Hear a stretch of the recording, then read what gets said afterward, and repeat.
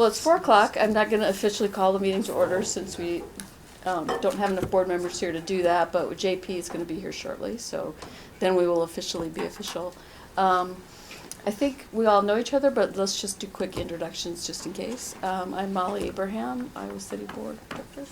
I'm Charlie Eastham, School Board President. I'm Chase Ramey, Deputy Superintendent. Brady Shetton, ICEA.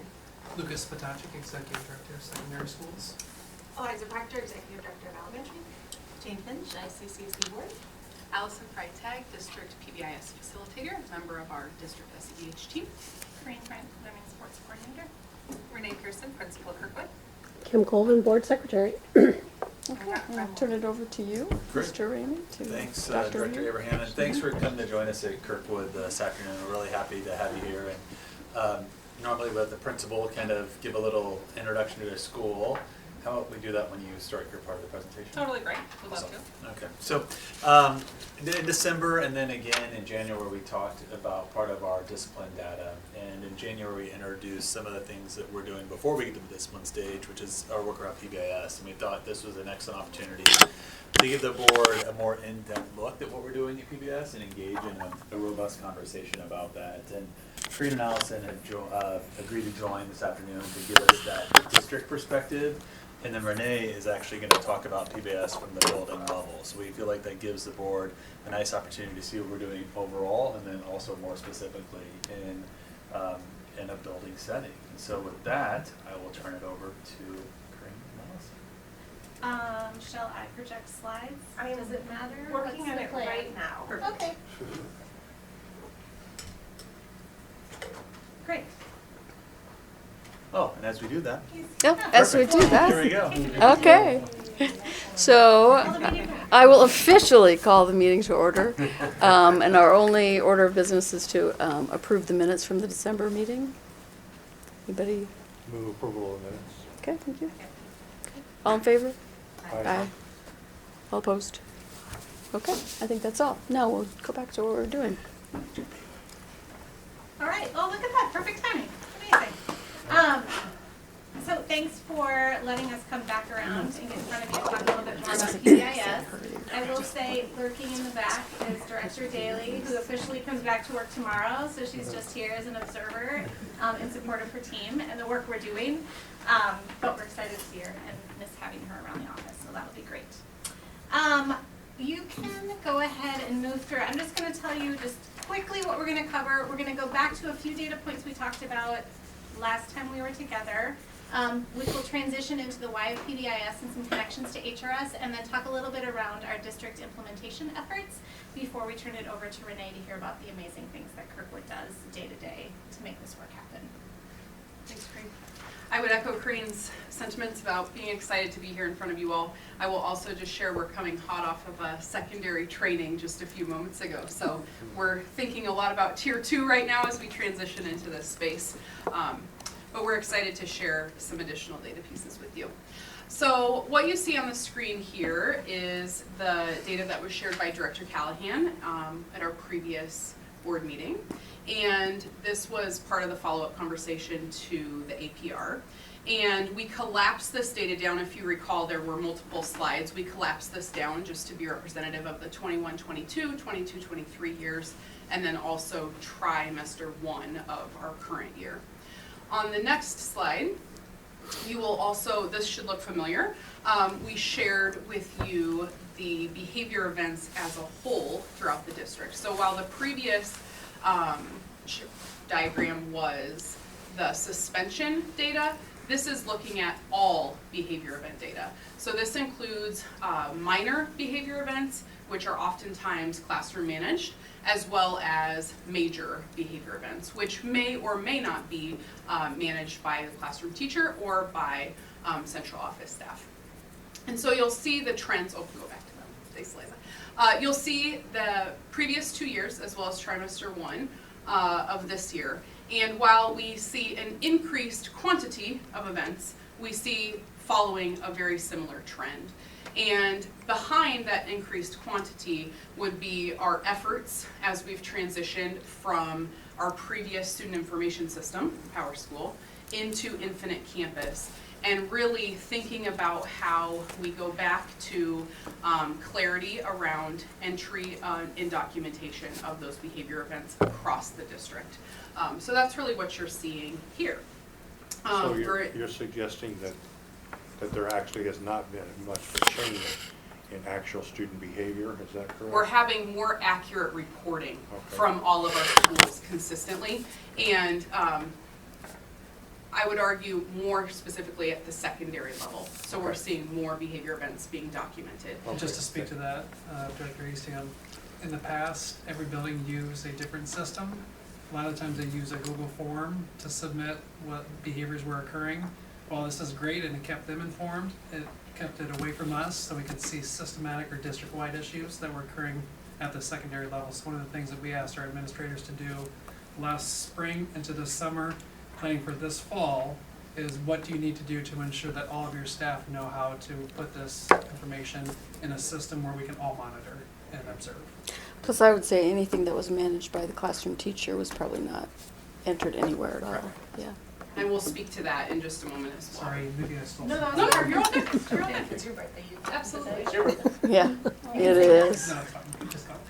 Do we need to pause for that? No, I, Okay.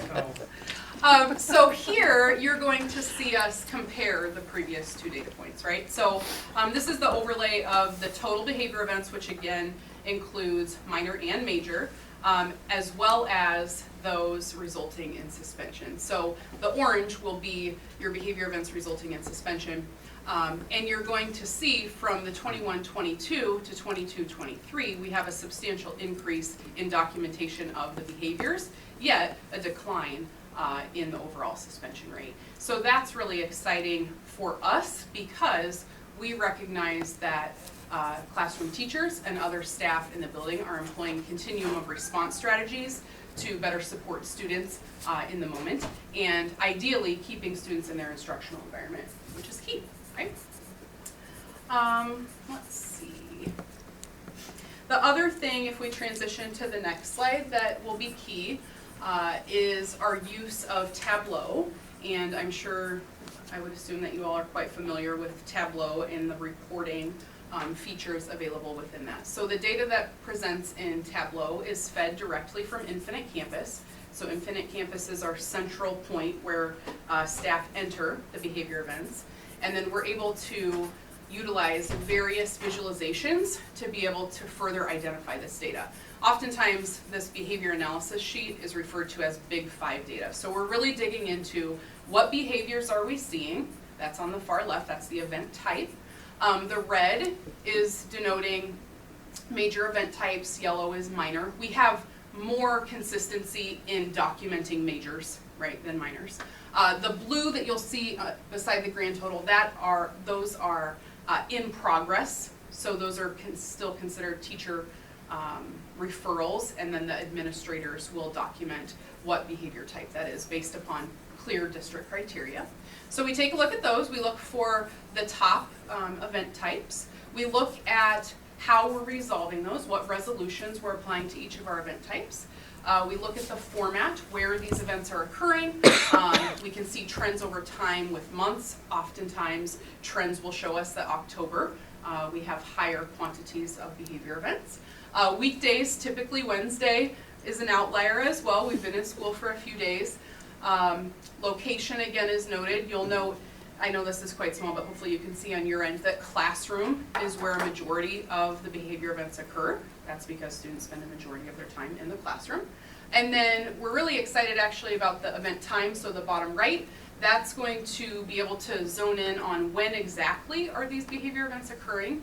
And we've been able to, based upon building feedback, actually break it down to 15-minute increments. So teams, PBIS Tier 1 teams will dig into this data. They'll say what problems exist, how can we respond to those problems. We see physical aggression without injury, how can we strengthen our instructional opportunities school-wide and better support students in that way. And we monitor this regularly, month to month, as PBIS Tier 1 teams. Did I miss anything? Again, the idea here is that we're not looking necessarily initially at individual students. We're thinking about our entire system and our universal, all students, all staff. So one of the other things we're working on is moving beyond just behavior data, right? So that is really just gonna be those outward behaviors that we see with kids, and we know there's a lot of other data that can help us determine what students need to be successful. So this simply highlights some of those other categories of data our buildings have access to and can use the same system, right? What are those trends they're seeing? Where are things working? Where are things not working? And what do we need to do differently to support students? So attendance is an easy one, academic data infused in there, our teacher referrals, teachers who are seeing things in the classrooms that they want to report out, visits to some of our support staff. Our universal screening data was on a roll. It's gonna still be there, but it's a little weaker right now than it's been, so we're gonna keep working on that. And then we have some of those alternate spaces, both in classrooms and across the school buildings that sometimes students are using. So how to look at why they're using them, how frequently, and for how long in order to determine additional support that maybe needs to be structured up. The goal is that kids are in class learning, right? So any of this data helps us make decisions about how to get kids into the classroom and engaged in that instruction. So some of the takeaways, right? We want data sets that are accessible, tell the story of the student experience, which is why it's important to look at across convergence of data and not just that behavior data. We want to focus our efforts first at the classroom level and the universal level, because that's going to impact the majority of students more frequently, and that connects directly to our HRS level 1 work. And then we add in those additional supports, which we've talked about in the past. We layer them on, we keep providing additional things versus taking something away. And it is a very systematic approach using deliberate practice. So I'm sure Renee will talk through kind of the way that their system functions. It's not just about individual student behavior, really, it's about the health of the overall system. And truly, this is about adults. So the consistency of our efforts is really about how well the adults implement the systems and the supports across the classroom setting, across the universal setting, and throughout the building. All right, we shared this visual with you the last time we were with you as well. And I think this will really hit home when Renee shares the building specific examples. But the idea here is that we consider our systems and we really utilize those systems to support our staff. We talk about clarity and consistency for our staff. We know what is expected and know that we have systems to support our efforts. We take a look at the practices that are implemented to support students, whether that again is at the universal level with our evidence-based classroom practices that I'll dig into a little bit more, or the interventions that we have to support students. We also ensure that when we're following PBIS that we use data to drive all of our decision making, and Corinne just shared multiple different sets of data that we utilize. And our goal, of course, is for positive outcomes for students, both social and academic outcomes.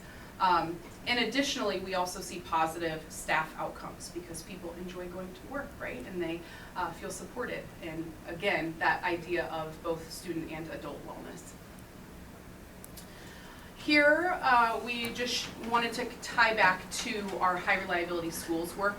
And you'll see very natural connections between the PBIS systems and structures and level 1 and 2 specifically of HRS, right? So ensuring that safe, supportive, collaborative school culture and effective teaching in every classroom. So we think about the deliberate practices that teachers engage in.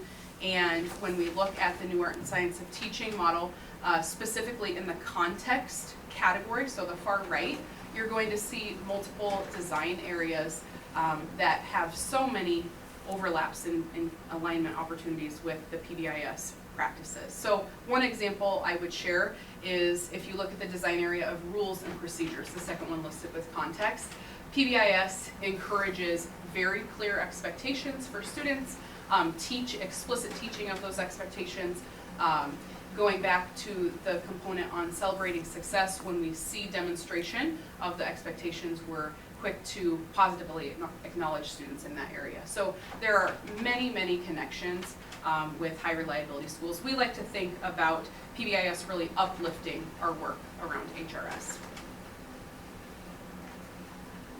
This just dives into the tier 1 component, so many of these I've already spoken to. But again, defining those school-wide and classroom behavior expectations and ensuring consistency throughout the school. So all students and staff are aware that explicit teaching, monitoring, and acknowledging appropriate behaviors. The continuum of response I spoke to with the share of the data, right? Our goal is to think about our practices and how we're responding to student behavior in the moment, and considering lower level ways that we can support students so they can stay in the environment, move right into the next piece. And then again, that data for decision making. So the classroom practices are listed there. These are PBIS evidence-based classroom practices. And again, you're going to see the clear alignment back to the context category of the NASOT on the previous slide. The only thing I'll add is lots of times we think about tickets in terms of PBIS, right? And like talking about appropriate, acknowledging appropriate's on there, but nowhere on there is it like just give tickets, right? It's not just about a physical ticket that a student receives. It's about a connection with an adult, reaffirming that their behaviors were what we were really desired, and really that engagement and relationship building. This visual we used when we spoke with you before as well. So the idea that the universal tier, our universal systems and practices should support approximately 80 to 90% of our students.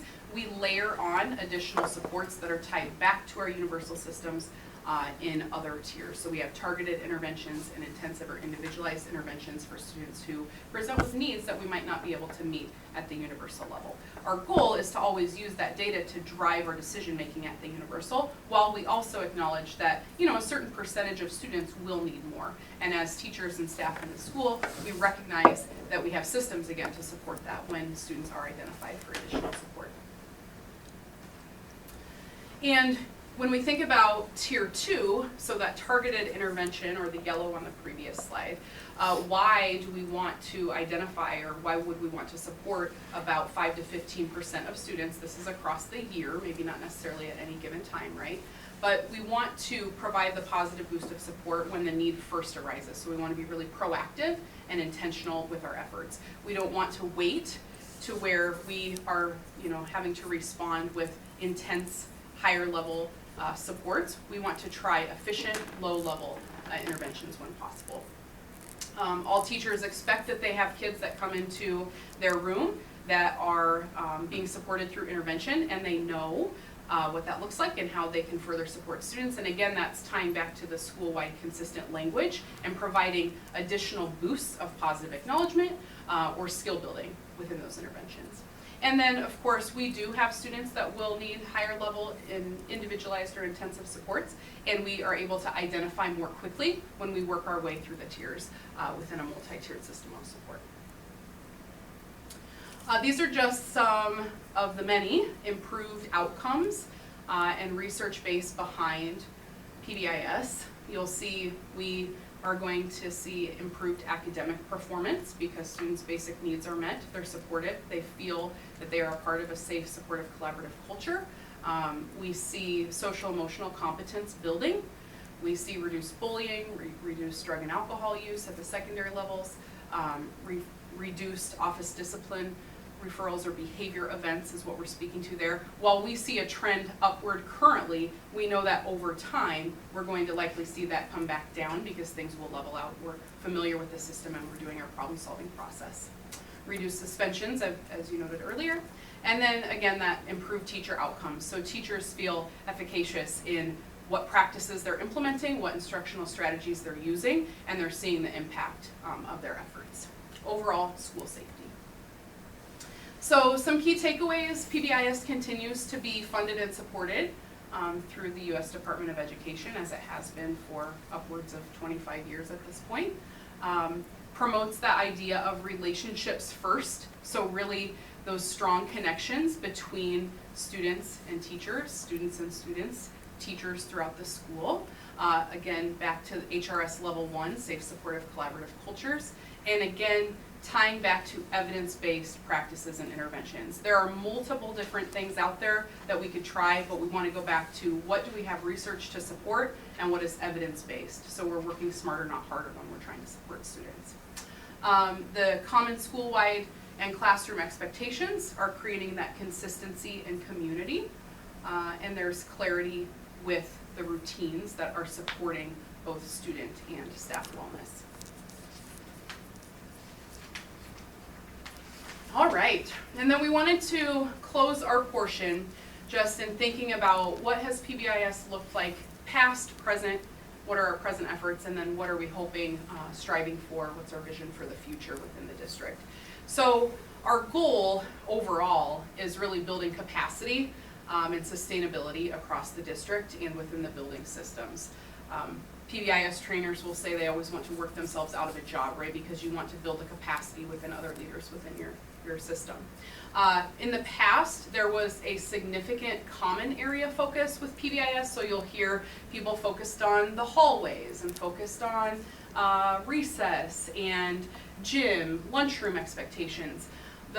In the past, there was a focus on solely behavior data, right? So we would use just the behavior data, not a convergence of multiple data sets. And one of the barriers with past implementation efforts was pulling staff out for multiple days of off-site training. And so that's a challenge, of course, getting full teams out of the building. And while we had many teams engage in that the past few years, obviously, has been disrupted. Our present efforts are really in just PBIS as a whole, is really focusing in on the classroom. So our implementation fidelity measures are really looking at classroom because we know that's where students spend a majority of their time. And we're thinking about culturally responsive evidence-based practices, so we don't always just implement practices that we implemented 10, 15 years ago because, right, we know better, we do better. We really think about our students, their needs, and how we can best support them. As Corrine shared, we're using multiple data sets, so we're taking a look at all of the different sets of data that Corrine shared earlier and thinking about consistency, overlap, comparing and contrasting those data sets and looking for best ways that we can support students. And then I just shared that we were coming off of a Tier 2 training this afternoon. We're looking for condensed versions of training. We're working in collaboration with Grantwood AEA and other PBIS technical assistance centers to really think about small bursts of learning that we can provide. So we're not pulling the full team out for multiple days, but yet what can we share and how can we increase capacity with an hour or an hour and a half and get people back to their buildings. I'll just add, and focus on enhancements, right? All of our buildings have some systems that they're using in ways that they're doing business. How do we help continue to make small tweaks to move those systems forward? We don't want to disrupt and try to start over, especially mid-year. That's never possible. But we know, I mean, today we talked about team makeup and just being really deliberate and consistent. So walking away with a clearer agenda, clear roles and responsibilities, small tweaks that help us move our whole system. And then looking forward to the future, we'll continue to align our work and have that enhanced alignment and convey that message to all building staff as well, right? Where are the connections between our PBIS framework and the high reliability schools work? We're going to continue to strive for consistency of data sets, and we're really excited about further documenting our interventions in a way that we have, to Lucas's point, the ability at the district level to monitor even better than we currently do. And then again, consider differentiated training. So what ways can we best support buildings where they are, because we know from elementary to secondary, all across the board, we really want to meet their needs and provide some of that differentiated training. So that was a fast and furious. We were talking, we could spend days and days and days talking about PBIS and sharing just so many different components of it, but that was fast and furious. Hey, we could be here for weeks. Lucas, is that how you want to spend your birthday night? That's my That's what it is. That's kind of a district summary in 20 minutes of our efforts. Can you tell us more about what those intensive targeted Tier 2 and Tier 3 approaches look like? Sure. Or is that Renee? Is that I'm calling I her can Renee? totally dive into it. Okay. I can print some stuff off for it that might be helpful. Go for it, yeah. I don't know, but when we get there. I don't know if you wanna. Whichever, do we wanna- however you want to do it. Do you feel like you're addressing that as part of your presentation? Okay. And then we can follow up with we can questions. circle back. Perfect. Okay. I'll let you know when that time comes, and then if there's more questions, we can circle back. Okay. Obviously, it's gonna be a Kirkwood focus, but it's kind of like a snapshot of what's happening in the building, so you can add on to that if there's other districts as well. Yeah, I think that's a good idea. I mean, Yeah. obviously take some district level questions if you want, but we wanted Renee to provide you a building perspective because it gives that context, and so we'll help put some of these things in another perspective. And so if you're okay with it, we'll just have Renee kind of do her part, and then we'll come back and just open it up to some broader discussion. Before that though, because I didn't let you at the beginning, Renee is our principal here at Kirkwood, and I was thinking, Renee, I forgot what year, you took over for Nina, but I forgot what year it So was. it's my 3rd year in this role. It's my 16th year in the building, which is a little ridiculous to think about. You feel some kind of way. Yeah, I started in special education here at Kirkwood, and then moved to 1st grade, and then I was our instructional coach, our IDS, and I moved into this role. This is my 3rd year in this role. And we love her in this role. Yes, yes. I mean, I feel like it. I'm a little biased, but Here during our renovation, yeah. for those that know the Yeah, old so Kirkwood, right? welcome The to our library new- used to be Indeed. over our new there. space. Yes. It's, Yeah, it's a pretty, I'm a little biased, like I said, but it's a pretty great place, you know. So, yeah, Agreed. anything else you want me to share about me? whatever you'd like to share about you or the building before you get into it. Yeah. Yeah, let's get into it, and then maybe I'll share something as we go. I'm just, you know, there's things I'll fold in as we go. So, okay, so you should all have. Do you want this one first? Yeah, yeah. Oh, well, yeah. So as I go through, I'll pass this out. This is just kind of this is what we would give to substitutes when they come to our building. It's just, like, it's expected that it's in the subfolders. So it's just kind of like a broad level overview of big components that we need everybody to be on board with every day when they're in our building. So this is a front and back, and I take 0 credit for it. This was our counselor. He is amazing. So this is just like our little one pager. So as we go through and we'll hit things in the presentation, you'll see things that are on this page as well. So as some of it is already going to have folded in. So we'll briefly show in this slide deck. This is an abbreviated version of what we shared with staff at the beginning of the year. So it's going to have more information than you all want to know.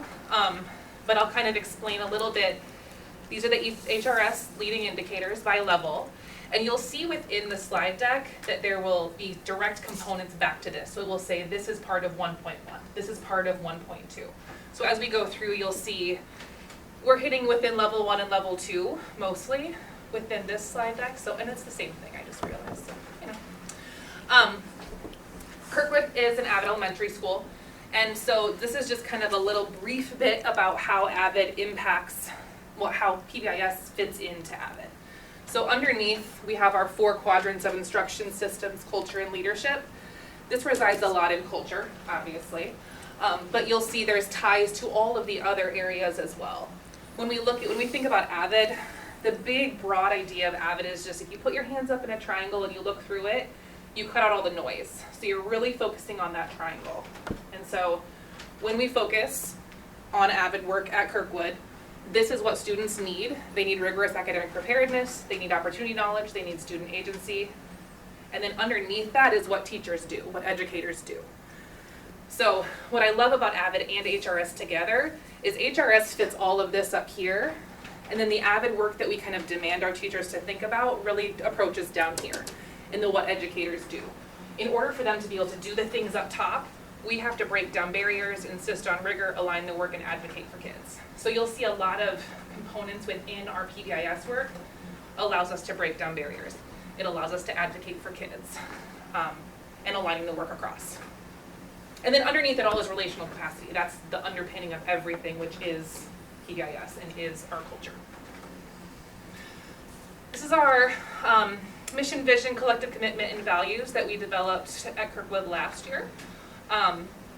Everything that you'll see in the slide is a little irritatingly repetitive in that our mission is to ensure equity and success for every scholar every day. So the reason why we do anything is because of that. It's just the way we do business. So if someone wants to do something in the building, we run it through that lens of is this something that will lead to ensuring equity and success for every scholar, and if not, we really can't do it because it's not in alignment with what our mission is. So we'll focus on that a lot throughout what you'll see. Avid culture, like I said, the culture fosters those 5 different points. Like I said, this is what we offered to teachers at the beginning of the year, so there's a little must-do, may-do list that the teachers got at the beginning of the year that said, here's what you gotta do in your classroom, and here's some things you might do. The components that are listed within the slides, they focus on 3 big areas: collective responsibility, common language, and student efficacy. So you'll see as we go through the different components, which of those hit which thing. So our school-wide motto, you can see the little HRS correlation down in the corner that's kind of tying it back to our big picture of why we're doing the business we're doing. So you can go to the next slide. And I'm hoping that as we do this, you'll see things in this room itself, just like you'll see our school-wide motto. The purpose, to give our Kirkwood community clear, concise way of thinking about our expectations. We have a process that we go through to get this in place. We have motto posters. And then the product on every single one of these is gonna be back to that mission, ensuring equity and success for every scholar every day. So you can see the Kirkwood mission statement right here in this classroom, but then the next slide is that.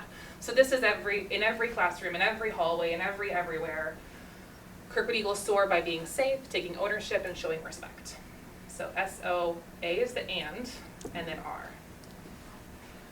School-wide expectations, this is what the team talked about with those like common areas, which was a big push like back when we started this, like make sure you have your common areas. But for this, it really is to provide that clear, explicit, teachable expectation for all the school-wide things that we do every day. And then there's posters that we can just kind of run through. You can start with the first one. These look very similar. The idea is that they know what to look for. They know what this poster looks like. They're hanging by the door over there. Every classroom has a small set of these. And in the areas that they represent, there's a big set. There's a big poster.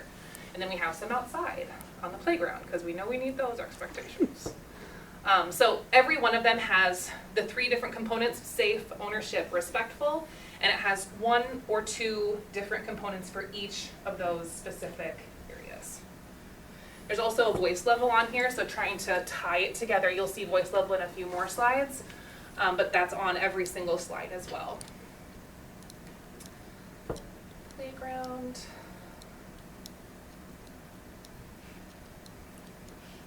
We try to refresh these every few years to get some relevant photos and things, but posters are expensive, so, you know, we try or do our best. They're a couple years old now.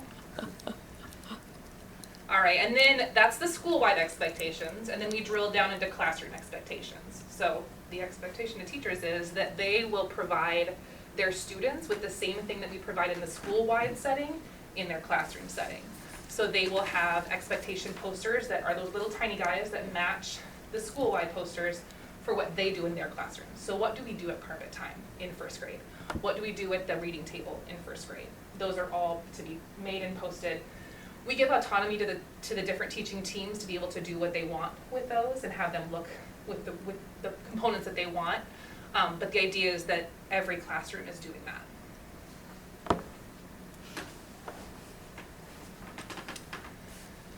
Then we have our SOAR tickets, which this is kind of that SOAR ticket idea. There's some in here, I can dig them out. So we have SOAR tickets that you find all over the place, in every pocket and place that you can. SOAR tickets are meant for, this has been a battle over the years of how do you want to do tickets? Do you want to do class dojo points? Do you want to do the tickets, actual physical tickets themselves? Oh, well, if we do class dojo in the classroom, what about at specials? Like this is, it sounds easy, but it's actually kind of hard to figure out the best way to go about it. What we have landed on is that our PLC teams will choose, but you gotta choose one. You gotta choose something. And then we need to communicate that and have that be the way that we do business in the room. So teachers can choose to do class-wide tickets, like the paper tickets, the dojo points, or the paper tickets. Class-wide tickets are kindergarten does, like, they don't give these to kindergartners because Got it. bad news. But they do class-wide tickets. So they have a class-wide poster that they stick up tickets on there as a class. Preschool does something similar, just for the littles. So again, we want to have some autonomy in it, but what we really want is that 5-to-1 ratio. So we want at least 5 positives to the 1 corrective feedback that you give. I hated tickets as a classroom teacher. It just was hard for me to think about doing it. Like, it was just kind of another thing for me. And I gave the tickets and did what I was supposed to do. But when I have that conversation with staff about that, it really is it's the physical reminder that you need to be honoring what those kids are doing, no matter how small it is. So it's a teacher tool, right? It's like, yay, the kid gets a ticket. But what's more powerful is the words that are coming out of your mouth when you're giving that ticket. Like, thanks for being so safe in the hallway. You had walking feet the whole way. That's what's expected when we give that feedback. SOAR moments are something that we do. We have announcements every day that one of my staff amazingly does a video announcement every day, and teachers can nominate students for SOAR moments and just like kind of an above and beyond, like Grace helped take out all the playground equipment after school today. Thanks for taking ownership over our playground stuff.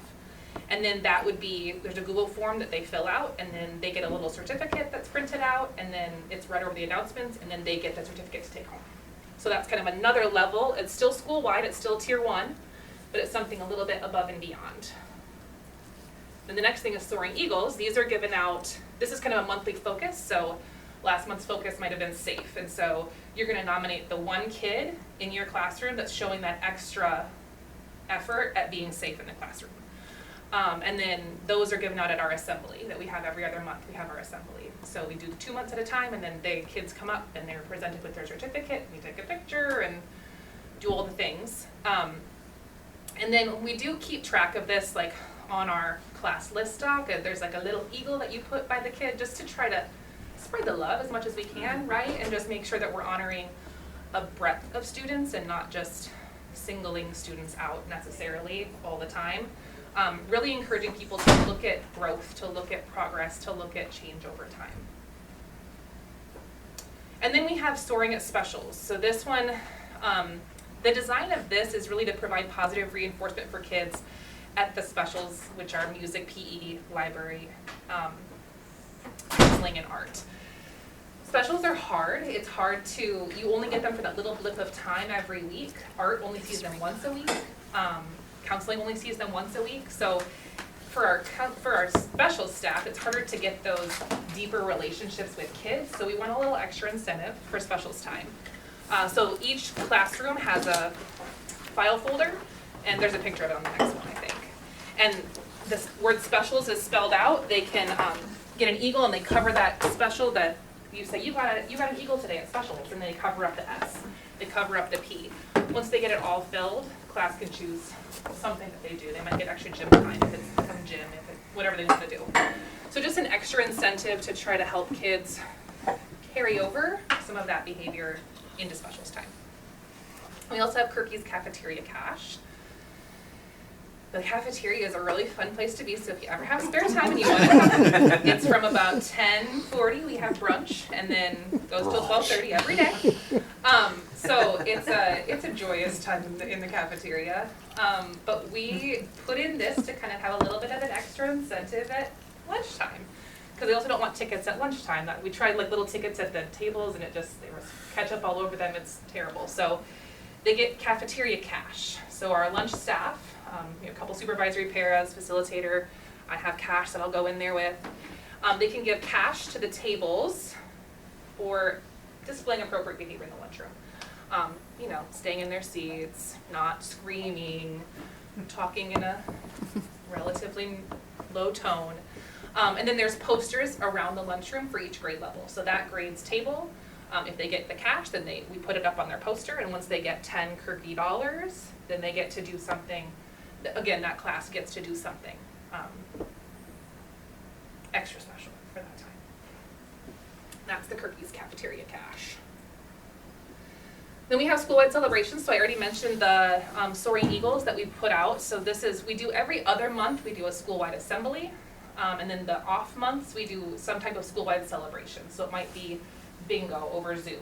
It might be a school-wide dance party in your classrooms, and we'll play music over the intercoms. So we have bi-monthly assemblies where we do the awards, grade level presentations, we do some like minute to win it games, things like that. And then we have the building-wide celebrations on the off days. Voice level posters, so again, this is kind of, those other things were for other reasons. You'll see that common language up there. So this is kind of, these are some big ideas for common language. We have voice levels, posters, and so it's 0 through 4. They're throughout the school. We have big posters in the hallways. We have posters like this in the classrooms. Teachers could make their own with their little Bitmojis if they want it to be their faces. You could use the standard ones. I think the ones that I have on here might be of me. Those are the ones in the hallway.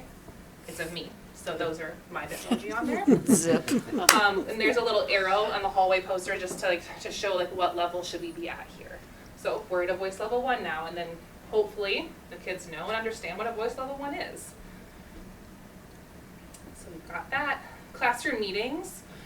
This is like our morning meeting time, so we have that protected time to start our day every day, from 7:55 until 8:20, where every classroom is expected to be utilizing that time as a community building time.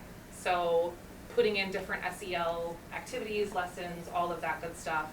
Greetings, greeting the kids by name, playing games together, having that soft start to the morning so that we can really begin the day in a positive way. We've got a bunch of different resources for teachers and staff to do. Every classroom kind of has autonomy for what they want theirs to look like, depending on what their needs are. Some teachers choose to do like an afternoon meeting as well to end the day, so just kind of, they have a lot of autonomy in how they want that to look, but they don't have the choice of if we're gonna do it, because we know that's essential for our kids. Zones of regulation is another common language piece that we ask teachers to, this is part of what they might learn in morning meeting time. The zones of regulation is a curricular material that we use, and it goes into just identifying those different zones. So you'll see that zones poster there. Every classroom has a poster of some type. There's explicit lessons about identifying what zones are, what zones do you reside in, what does your zone look like, what does your body feel like when you're in green zone, when you're in blue zone, and then what strategies do you need to use to get back into green zone. If you're in the yellow zone, what can we do to get back into green? Teachers will have like a little tiny one on their lanyard. If a kiddo's having a hard time, they might go up and like, what zone are you in right now? Looks like you're in yellow zone. Maybe you need to take a break at the nest.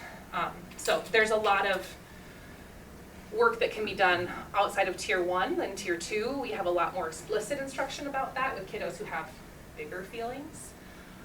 But it's definitely a school-wide expectation that everybody's familiar with zones, knows how to talk through it, knows our strategies for getting in and out of things.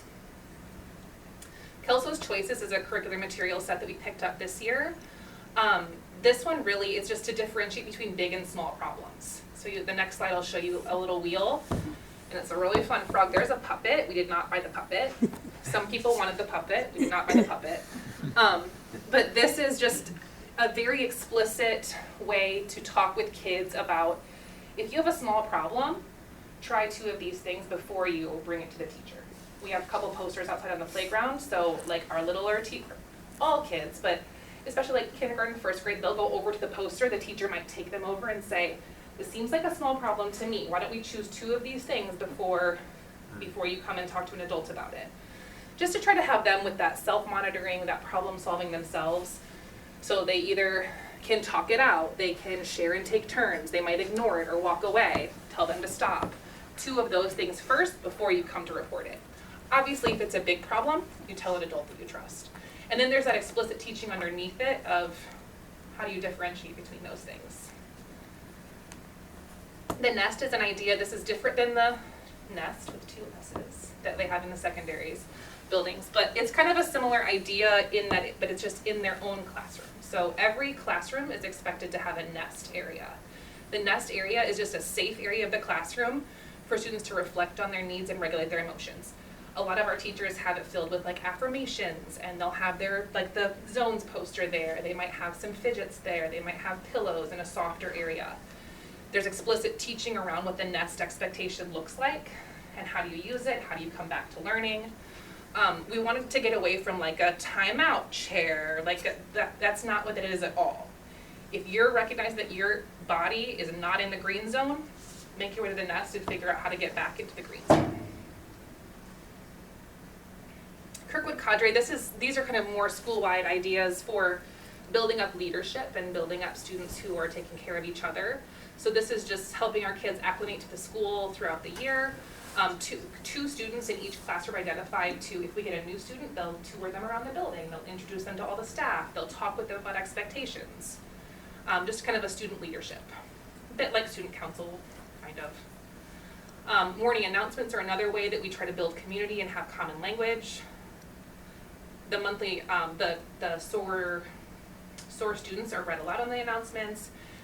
We talk about just different ways that we're celebrating the school, things that we're looking forward to. We talk about lunch choices, we play the Pledge of Allegiance, all the things happening in the announcements.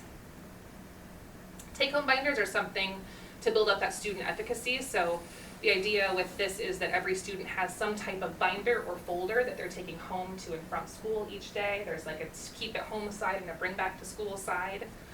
Different teachers do this differently in each grade level, just depending on the student needs. Class mission statement. This is something that is expected that each classroom has some type of mission statement of like just a community building activity, right? Like what are we about in this classroom community? Growth mindset, something for common language that each teacher is expected to have some type of explicit instruction about that, again, done during that morning meeting time.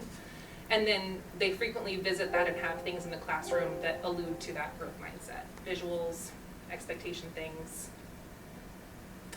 Avid cheers, this is something where it's just like literally just a list of like the firecracker cheer, right? So the classroom will decide on how they're gonna celebrate each other's success, and then they'll do that. It's just kind of a fun way to get all that going. And then just the idea of college and career readiness, just really looking at future focused scholars, right? We want our kids when they leave here to be able to decide what they want to do and have that agency. So focusing on what's next, what are we gonna do next?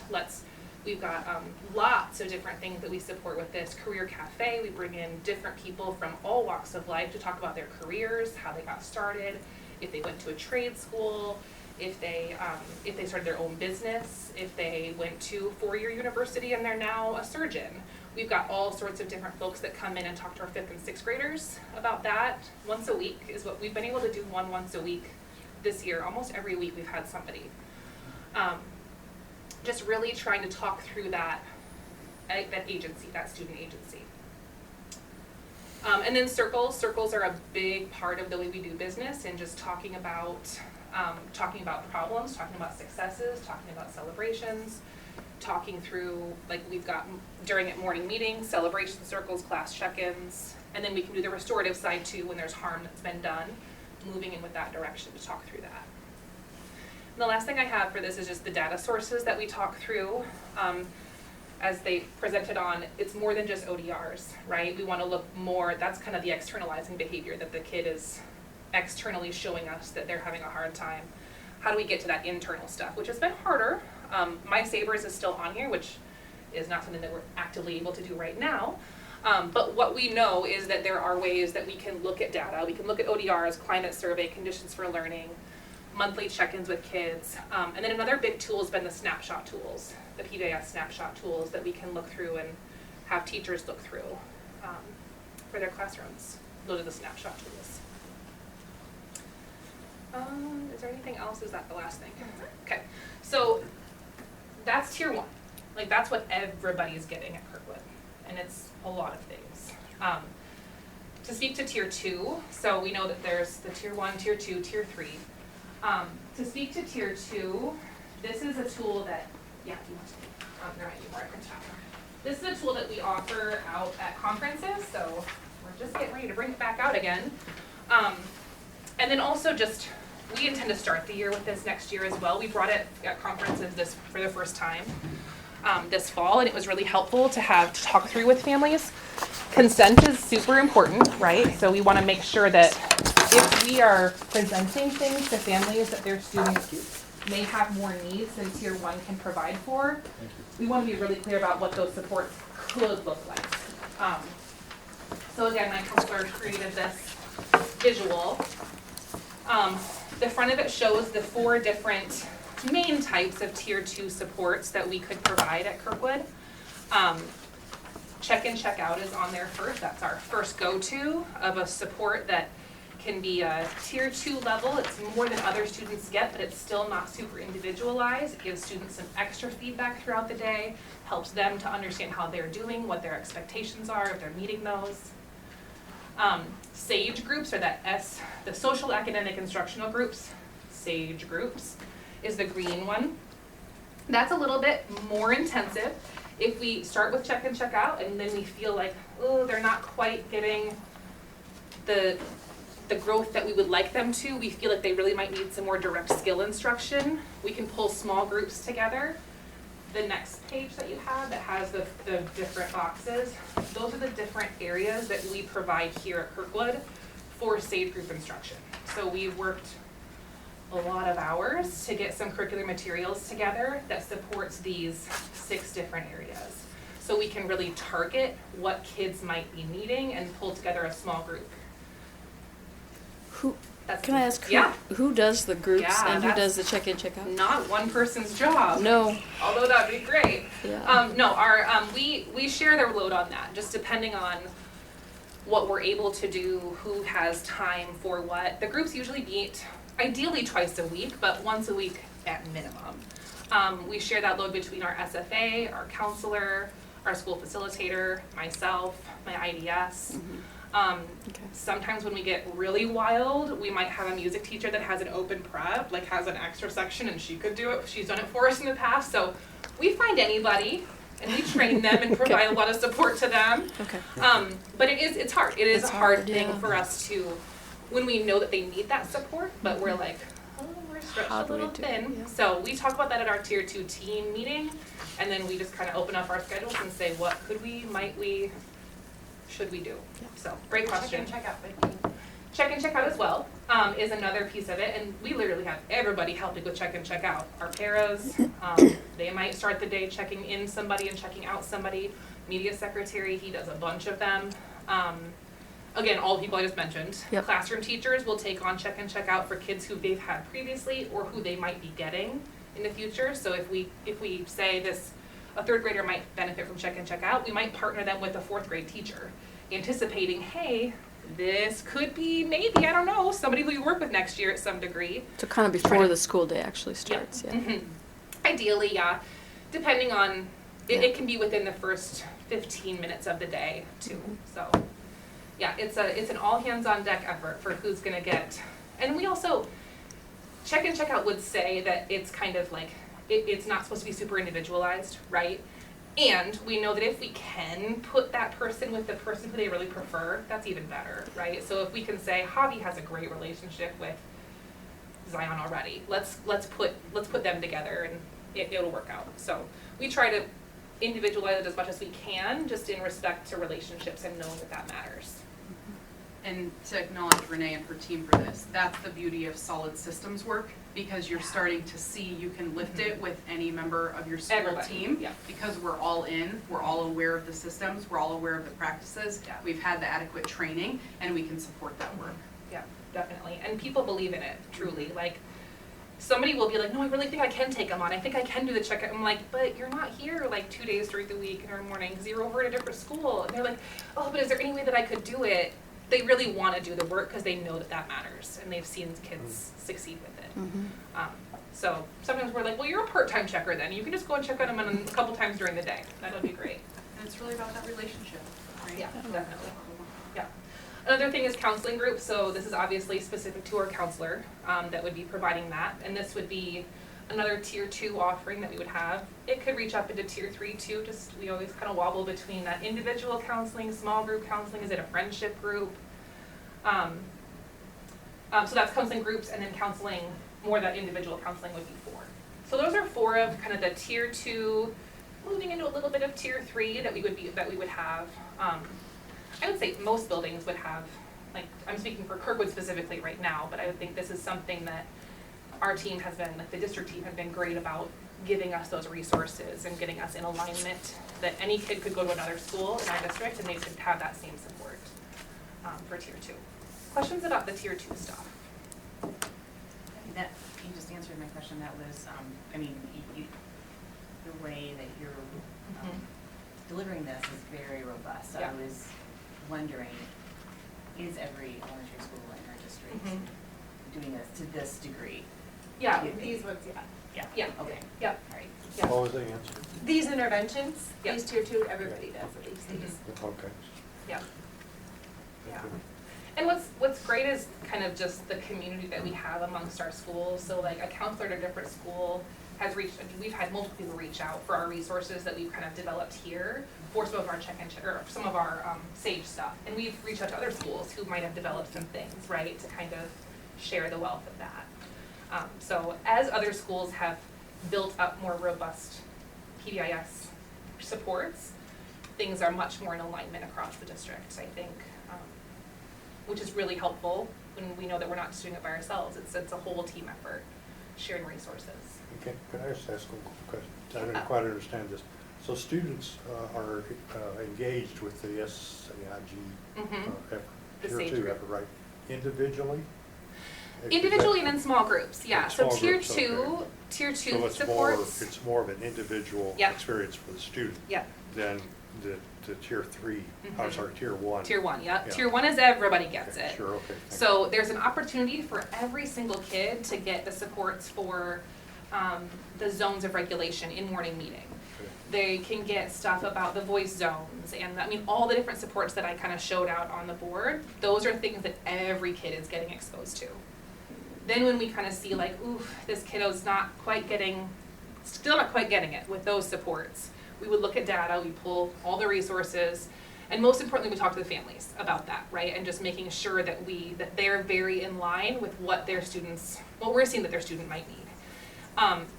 More often than not, families are always on board for getting, the kids whatever they might need. But the conversation matters, right, about that. To that end, we have this, this is kind of getting into some, like conference reporting stuff. So we report on the SEL, on our SEL standards now. That's been new, last year was the first year that we rolled that in. So historically, we would just have like a behavior blip on the report card that would say, Johnny does a great job at school and follows directions all the time. And it's like, you could only fit like 53 characters on it, right? Like it wasn't very impactful or meaningful. And a lot of teachers just kind of could copy and paste and move names. And it just didn't really mean a lot, right? And it was very subjective to kind of how that teacher might feel that student's doing broadly. What's been great about moving to the SEL competencies is that teachers have resources to say what is expected. When we're looking at self-awareness, what should a first grader be doing? And then talking with families about that at the conferences and saying, this is what they should be doing. We're just not seeing them do that all the time. Let's talk about some maybe tier 2 interventions that we could put into place. Much like if we said, they're not reading 52 words per minute and they really need to be, they're only reading 12. So let's put an intervention in place so that we can try to get that learning going. Same thing for the SEL side.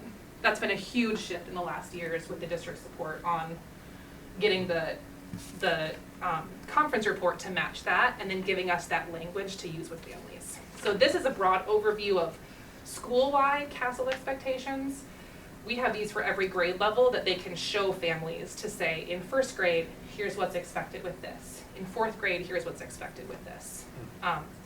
It's helped the it's really helped our teachers be empowered to have the right language to use to get the supports. Behavior can always be just kind of a personal thing, right? Like you're telling me my kid doesn't know how to act at school. That feels personal. It's much more personal than they're having a hard time reading. So helping our teachers feel empowered to give families the right information has been a game changer in getting supports in place for kids and having families come alongside of it. So, any other questions about all of that? I was just gonna add you talked about zones, but the second step is the Yes, other yep, for counseling, yep. universal counseling curriculum that we have that all elementary kids are getting across the board. So zones is like an additional Yep. boost that the Kirkwood kids are getting school-wide. Yeah, so tier 1 would also be our counseling, our special, like during that 27-minute period of time once a week, the counselor would go into the classrooms with the teacher there as well and they engage in the second step curriculum. So most classrooms get that once a week, is that right? Every elementary? Yep, Every elementary yep. gets a 30-minute session with a counselor? In the class. The whole class, As the right. whole The class whole together, class, yep. And they Yeah. would do that. I'm just thinking of, the criticism of public schools is we don't have enough counseling. Mhm. Going back to the morning meeting and the work around the SCBH priority standards, in addition to that, then we have 5 opportunities to provide instruction and, specialized support around those SCBH priority standards, which is a huge win. I mean, that's been the last couple of years where we've had that instructional time.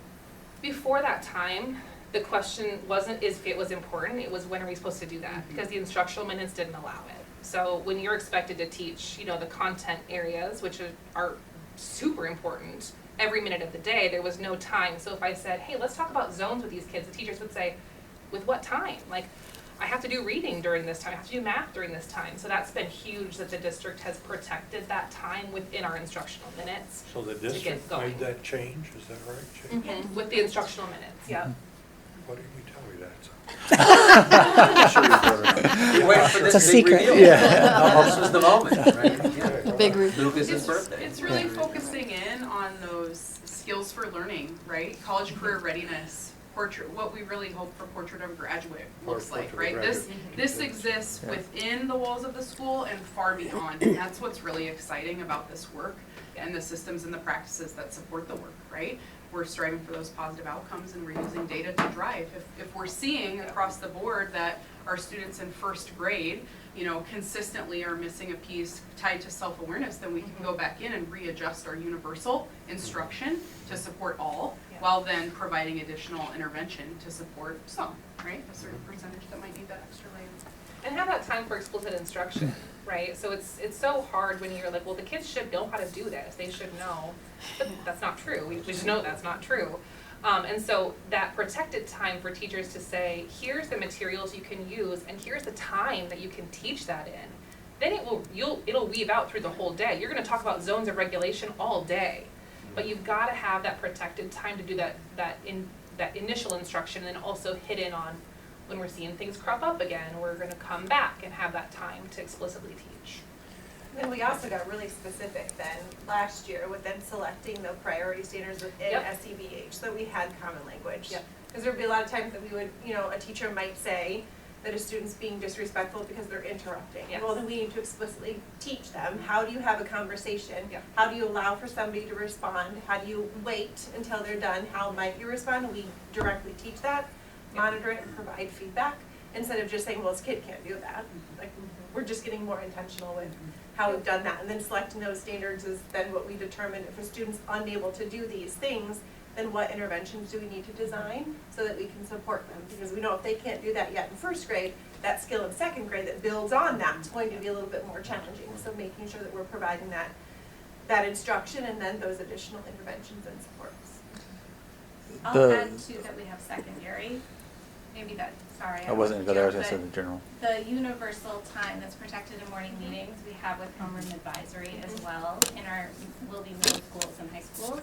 And we're working on making sure that curriculum that the kids are getting, that skills for learning, the social emotional curriculum is more and more robust every year. So that is a work in progress. Research Kelso's choices over here, so. There is a That's what we were looking secondary at. side of it. Yeah. Secondary. There's a secondary side of it. We were talking staff, actually. So. I talked with staff about this as well, let me tell you. Before you come talk to Ms. Pearson, did you try 2 of these things? Right, we wanted with 3. My friends, but I it love all you. applies. Yeah. It's good for everybody. It's good for me. Did I try 2 things before I? The work that we've been doing around PBS in general, and whether it's in the building or at the district level, it's been challenging to get people on board and really embracing it. But I think one of the places that we've really seen it pay off, maybe not outwardly facing everyone, is the way we're able to respond to some of the new regulations that came out of 496 last year. There was an attack on SCBH on LGBTQ+. And had we not laid the foundation we have over the last couple of years and put some of the things in place universally and across classrooms like Renee talked about, some of the restrictions that the state put in place would have been much more detrimental. They did it in the form of surveys and not being able to survey. I heard you say we can't do My Savers right now. I was like, I appreciate the way you phrased that. But because we've developed all these other strategies that Allison, Crean, Laura, and their teams have started to send out to our buildings, we're still able to connect with kids. We don't have to rely on some of those other pieces, and so it's a real credit to the work that we've done over the last couple of years, because it was 496 really tried to make districts step back from being able to do this work with students. And yes, we've had to massage some things and figure our way around it. But because of just the overall comprehensive approach we've taken to this work, we're in a much, much better space than a lot of our colleagues around the state are. And I hope we can make sure the community understands that as best we can. Yeah. That's really, coming into this is one of the things that I heard right away on the playground this fall. That's where I hang out because I have Fun. small kids. Is that parents come to me and they're like, well, all that they're getting out of PBIS is earning these certificates, then they can get free stuff throughout the day. And when I look at this laundry list of things that are going on, a lot of this to me is like, can we make a 3-minute condensed soundbite to put this on social media so parents actually know what this really is, that it's not just my child did something good today, they always do good things, they get a ticket, they went and got a trinket. Yep. Because that's like, this is fantastic, this is awesome stuff that's going on, but we're not getting out there and letting the community know what PBIS is from top to bottom. Although maybe a little contrast to that, Mitch, from what I've heard today, you said that parents of Kirkwood kids are now well aware of what their kids are experiencing during the school day in terms of SEBH and sort of harassment. I mean, Kirkwood parents are the best parents. Oh, You might be a little JB. biased as well, but Well, but that must be happening in other yeah. schools too. Yeah. right? I think So- they both can be true. Yep. I think Yep. our district commitment could be better highlighted about the benefits, because we want those kids to engage in those deeper conversations that Renee was talking about with their parents. So the fact they're saying they got tickets, that's the first step. And so when my child says that, how do you engage in that conversation? And so to your point, I think that's a great idea to do it. Charlie, I mean, Director Easton, when we bring you out to these things, we obviously highlight some of our best, and all our parents are the best, JP, but Renee does have it completely drilled in on this PBS, and that's one of the reasons we want to highlight the work there. And so, unfortunately, while all our experiences are great at our schools, they're not all having the same PBIS experience that they're having here at Kirkwood. So yes, I think there is some that peer-to-peer learning we can do across our buildings, both horizontally and vertically. Eliza's given Lucas a little bit of a hard time, but we know we need to do. And I think that Brady would say the same thing at the secondary level about how PBIS looks different, and we're not as far down the PBIS road at the secondary level. No, as but we you're are. allowed to say it in the secondary school. And He used to- celebrate. That's true. That's exactly right. Yeah. Right. Yeah. So We've really come a long way at the secondary level Yes, as well. huge. And I think Yeah. just considering, district consistency and district type while also honoring building autonomy Right. is one piece that we really try to balance as well, right? Each school is able to determine what their expectations are, though it is a requirement that there are expectations, right? Each school can implement some of the practices while we also want to make sure that we're circling back to the evidence-based classroom practices. So a lot of the systems and the pieces that Renee shared are exemplar, right? And we do have more consistency throughout the district with the way we're supporting PBIS and how you're seeing that implementation take effect. I think some of that comes organically from the school too. I mean, I'm even thinking right now about so I can strategically be posting what I post on social media for Kirkwood to highlight some of those pieces of PBIS, right? And just thinking about that, each principal can think about that too, I think, and just how we tell our stories within the buildings. Not everybody gets a chance to come and talk to, people like this, and not every school has families who are who are going to go and read the district, snippet about this, but they will look at what their school is putting out there, right? So I do think that there can be a lot within our principal group, we talk about those kind of things frequently, right? And Yeah. just how are we aligning what we're saying about our own schools and how are we promoting that? Mhm.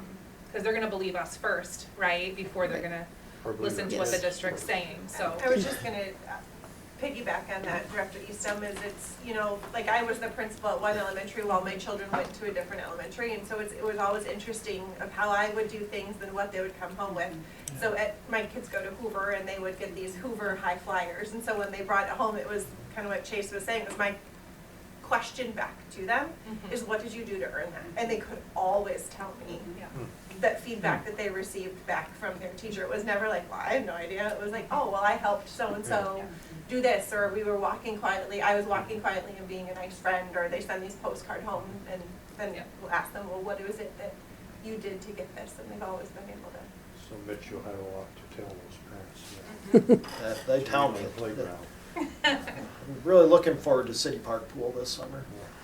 And one of the pieces maybe that we didn't share was the staff acknowledgement. And Yeah. at Liberty, the Bolt Belt is advertised all over Twitter, right? So how do we also acknowledge staff for supporting students when it comes to identifying how to be, you know, a Bolt, right? Show belonging and ownership and leadership.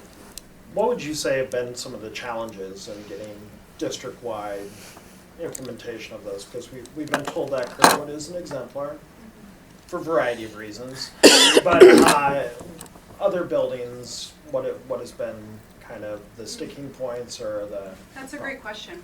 I would say over the years, we constantly are myth busting and we're trying to revitalize efforts today because of maybe the initial training and rollout, you know, 15, 20 years ago with PBIS. So we talked about the transition from the common areas to the classroom. PBIS is not about the ticket. Renee talked about the ticket. That is a reminder to the adult to engage in verbal, you know, acknowledgement to the student for what they're seeing, right? It's a reminder to the adult. So I think that piece, just thinking about our adult actions and how we can support students, and just that PBIS is our multi-tiered system of support for social emotional behavioral health. So, you know, we have the academic side, you talked about reading interventions, we want to apply that same process, right, the same systems and practices on the social emotional behavioral health side. So just working with building leadership teams, the administrator is key in a building, right, because that commitment from the building leader is huge, and the way they carry out the work and make it their own within their school. Those are some of the challenges I think about. Time for training. Time for training. Probably the biggest Yeah. one I see consistently, especially as we turn staff over, new staff come on, both at the building level, you have to prioritize that, right, with new staff, but funding for training and time for training. This is why we came from secondary. We were trying to think of a different way to do it, right? Brainstorming with Lucas how to get some different information to those teams. The traditional model is 3 to 5 days. Small team leaves the building, goes to the AEA, gets a ton of information thrown at them, is supposed to bring it back, give it to everybody else and absorb it and make it happen. And we just know that You don't have that. it's not a super successful model, right, Yeah, Lily? right. And so, thinking about new ways to do training, but the support for both the time and sometimes the funding stream to go along with it is hard.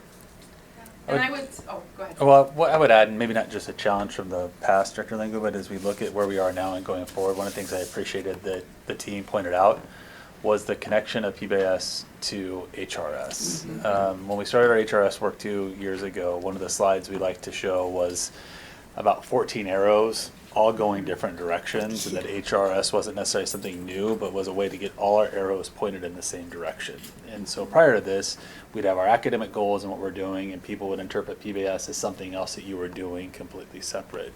Well, through our work around HRS, we've been able to better show our building leaders and our teachers that no, they are really connected, and it fits with inside this, whether it's level 1 or whether it's inside NASOT in the context that we're going to articulate next year for our teachers. And so it's really just showing that better alignment between the work and how they couple and they marry each other. So yes, we're always going to be short on time, and we're always going to have decisions to make in terms of training, but now they don't see it as giving up something to do something else. They see this as part of something that's embedded in the overall success of our schools and our students. And I think it really is a nice way for us to make sure that we keep this as a bedrock or a piece of what we're doing to progress our student learning in the classroom.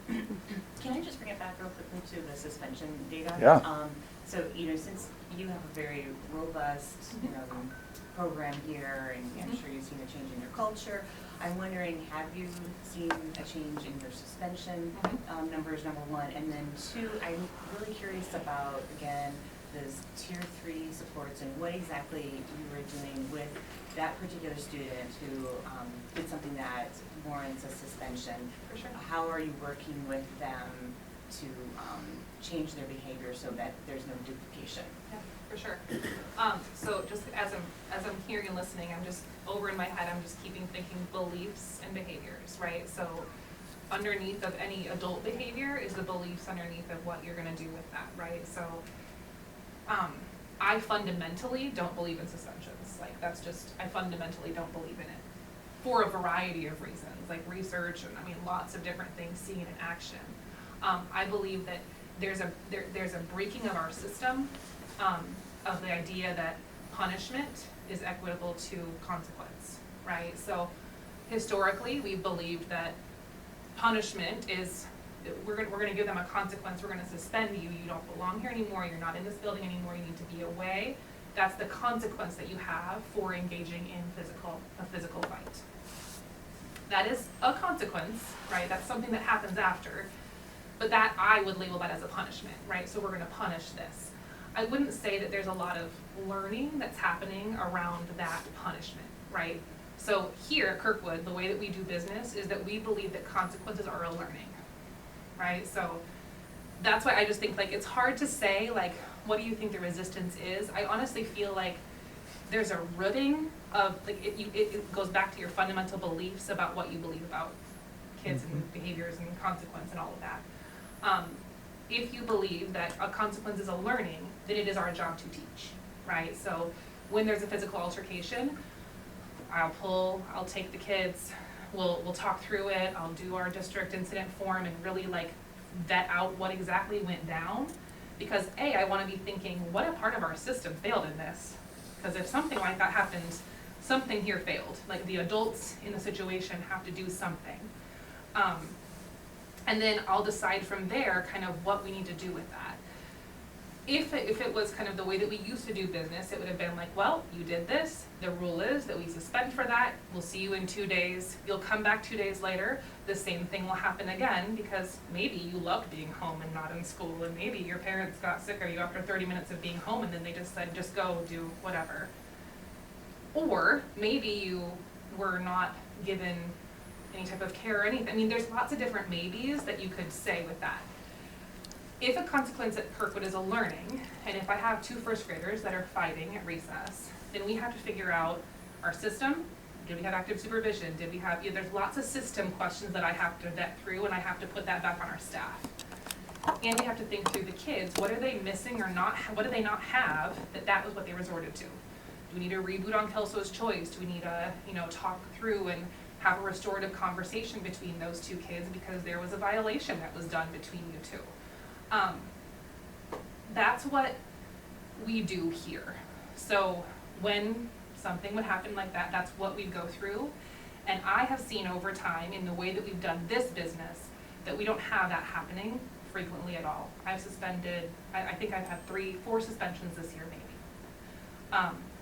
And it's not to say that I don't feel good about those, right? But when it has to happen, it has to happen. And when it was there's just been some situations where it's been that's what we've got to do right now. But then the coming back has to be a learning. So we have to have that re-entry conversation. We have to have them come back and have that circle and have that, before you get to go back to the classroom, we have to engage in this. So that was kind of a long soapbox to say that I think it's really a rethinking of what we want. If the kid can't read this book, I'm not going to punish them for not reading the book. I'm going to figure out what strategies what the adults can do to engage with that, to help that kid read better. If the child can't regulate their body and their body gets out of hand, I don't personally believe in punishing that. I believe in teaching that and figuring out what skills we have that we need to build up with that kid. Do we need tier 2 supports? Do we need tier 3 supports? To answer the question about tier 3, so we talked a lot about tier 1 and a little bit about tier 2, and that tier 3 is that tippy top, right? That 5% of our kids. We have like our district behavior interventionists that we share with a couple different schools that can come in side by side with us and kind of dig a little bit deeper into it and look at individual function. Why is this kid doing this? When is it happening? Who's around? What's their response after it's being done? Develop a specific plan for that kiddo. The goal of that plan is not to jump through a hoop to get them to special ed, right? We've been down that road years past at over-identifying kids like crazy. The goal of that plan is to see what needs to be put in place, the duration, the intensity, the frequency, all of that for this child to show success. Then when we move forward with that next conversation with the family, we say, what of this could we sustain and maintain in tier 2 or tier 1? What do we need to look at other supports for and go down that route? Yeah, does that answer the question? Yeah, thank you for Yeah, so I think it's very much a way we do business. You know, so, you know, the board has received some criticism from PBIS. There are some advocates that are advocating for the Ross Green approach, which is the collaborative, proactive solutions. I believe, and I know that there are some schools who do CPS within PBIS, and so I was just kind of curious if maybe you were already sort of doing that a little bit. Definitely. Okay. Yep, and I mean, part of that from my own personal life comes from, like, I was a behavior-focused special ed teacher when I started. Like, that is the underpinning of all my beliefs, are that I've seen that end of things.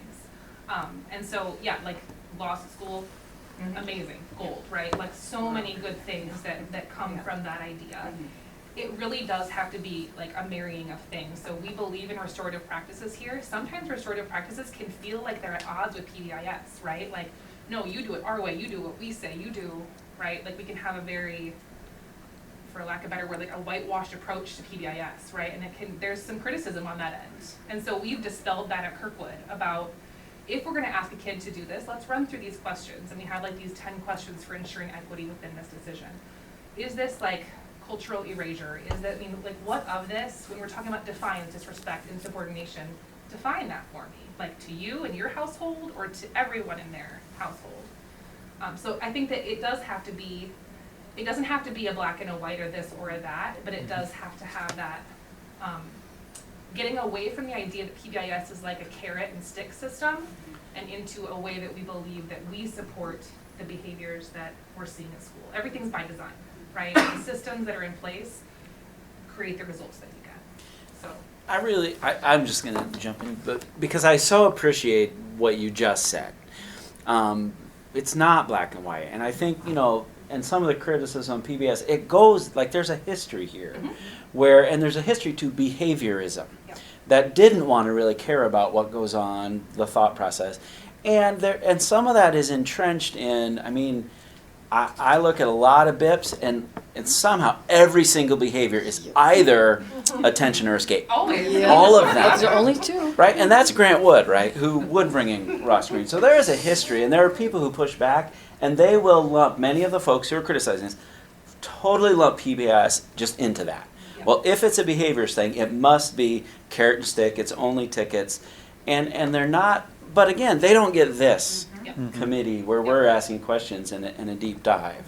So it is the challenge. How do we communicate what's actually happening, the nuance of all of that, that there is that we have equity lenses on this, you know, that we are looking at the whole child. I think, you know, at secondary, and I don't want to really get into that because we could do a whole, because you know, to me, one of the fundamental differences is an elementary teacher sees, say, 25 kids all day, and a secondary teacher sees a different set of 25 kids all throughout the day. And their focus is meant to be on content. Like, that's, you're hired because you're a social studies teacher. So it's just a retraining of a secondary teacher to say, no, we have to look at them holistically. In my head, if I'm a secondary teacher, well, this kid's acting out in my class. For an elementary school teacher, it could be, it's all day. And it could be true for that secondary kid, but nobody sees it all day, right? And so it's just some of it is just structural, like how do we retrain folks? So I think, you know, as we move forward, what is that deep dive? Where are our pain points at the secondary level? How to, and because some of that too was a resistance to PBS because of all that old stuff. Well, we're not going to hand teenagers tickets, or well, why am I handing you a ticket for something you should do anyway? And Right. to me, it's hung up on that should. That's like a curse word to me. Like, well, sure, we should blah blah blah, and our government should blah blah blah. But the truth is, behavior is complicated. So it's hard to tease out, but sometimes I wish some of these folks who have a lot of criticism could sit down, maybe in a circle, and have a conversation. Because I'll tell you, a lot of those folks who tout Ross Greene, some of them don't know what restorative practices are, or they're not aware of that piece, right? That there are these other angles to look at it. So it's just exciting to kind of see this laid out, to have it really concisely explained, to understand that it's working really well. But I would too, at some point, I'd just love to see, and whether we do it at an ed committee meeting or at some point, and whether we have something to highlight the shiny thing, I mean, that's great. But just for us to understand, like, what can we do? Yeah. What can we do to communicate this out to the community? How can we talk about that? Especially at the secondary level, and what are we, what's our goal? How long we think it might get there? All that HRS stuff of like, okay, here's our trajectory. But it's just, again, another thing I love, PBS isn't separate from it's not just a new thing in MTSS. It's all nested within each other, and it's really all the same concepts. And just a way to talk about it that arrow's pointing in the same direction. And that idea that just we're the change we need, right? So that's, I think, what I was rooted in most strongly as a behavior-focused teacher back in 16 years ago, when they couldn't be in the classroom, they were with me. Yep. And there was nowhere else they were gonna go, so I had to figure out something. Because consequences weren't gonna work, and punishments weren't gonna work, so just that is so rooted within me of well, I am the place that they will be sent, and I will have to figure it out. That is the global view that I have of our whole building. This is the place that they are sent, and these are the people who will be doing the work, right? So we don't send kids out for that. You're the change that this kiddo needs, and you're the knight in shining armor that's coming for him, right? But I don't want that vision. We are the change that they need, and that's just the beliefs underneath that. That's a lot of it. Well, this has I been. feel a lot of confidence that actually teachers can do that, Yeah. and that students can also Yes. do that. Yeah, because if I don't believe in my big people, I can't expect them to do it for the little people, right? Right. So that's on me. That's a big load for the leadership, right? Of saying, Of And that empowering that people. high expectations and high hopes, Yeah. right, across all parts Yeah. of education. Yeah. We expect the best, and we are there to support you through it. And how are we supporting staff and the adults in our building when it comes to social, emotional, behavioral competence and confidence, right? So how do we skill build simultaneously with our adults alongside the work that we're doing with our students? That's a key piece of it. and families, Yeah, right? because that behavior, it can feel so personal, right? Oh. We'll tell you all yeah. the time, it's not personal, it's not you, but when it's happening in your care or sometimes to you, it's really hard to not take it Well, personal. I can't control them, right? That's what we Yep, say. and so That's not what it's what about. Renee's talking, that's foundational beliefs that you have to build within your building. And we've spent a lot of time as a Yeah. district just teaching about behavior, that there are more than two functions to behavior.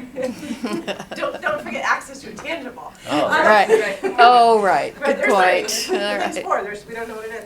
But that we have to do that teaching about the behavior so that so that we can really have our adults in the building understand that punishment and consequence is not synonymous. And sometimes being chastised by your friends is Oh, consequence. that's a big consequence right enough, there. right? And then we think that it needs to be tacked onto this other thing. Another thing that hasn't helped us is that student discipline bill has made it a little bit more challenging. Yeah. The things because we are doing a lot of minor Yeah. work where we typically would be doing a lot of work with major behaviors. The minor behaviors are things that people are, coming and taking up a lot of time where teachers feel like they can manage it, but we're so afraid to do wrong by the bill that we're making small things really big things. So it's hard for me to look at suspension data and not think that isn't a connection there, just because there's a lot of things that principals are calling are like, typically this is kind of what I think it is, but now with the student discipline bill, I'm thinking I have to do this, and this, and so it's just made things that we've typically been like, oh, this is a restorative conversation, we're gonna do this, we're gonna call families, whereas now when we call on everything, you know, we do get a response from families a lot. Is the other student suspended? Because that's what I think generationally we know is a response, right? Like when I went to school, someone did something and they were suspended, and so that's a lot what we'll hear from families is the other child should be suspended for this, and that's just a The hard idea thing that it's to- soft, and the idea that it's flimsy, and like, we're rushing into it, but we're not. We're just trying to. Yeah, and get I'm that glad to teaching. hear that you're not succumbing to, one, the legislature's idiocy, yeah.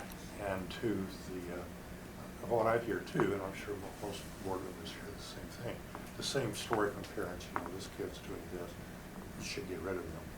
Yeah. Which is not what we can do. Correct. Yep, there's a lot canceled. Yeah. I'm sorry. Well, thank you so much. This has been super informative and very, nice discussion. I really appreciate hearing everything. And Jane and I actually came and met with Renee about a year ago, I guess, to talk about her school and heard some of it. But this makes a much nicer picture. Yeah, It's a labor of love. yeah. So thank you very much. And I need a motion to adjourn the meeting. So moved. Second. All in favor? Aye. We're adjourned.